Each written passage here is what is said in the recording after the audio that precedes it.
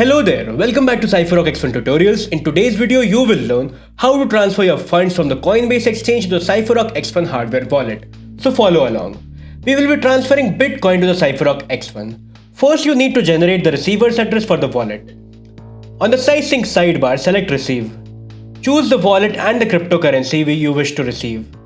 Click Continue. On your X1 Vault device, verify the asset and the wallet name displayed. Enter your PIN. Tap any one of the 4 X1 cards below the X1 Vault. The receiver's address for the selected cryptocurrency will now appear on the X1 Vault screen. Confirm the address displayed on the vault. The same address will now be visible on the SizeSync app. Copy this address carefully. On the Coinbase exchange, under My Assets, locate Bitcoin which you wish to transfer to the Cypherock X1. Click on the 3 dots under Bitcoin and choose Send. Enter the receiver's address you copied from the SizeSync app.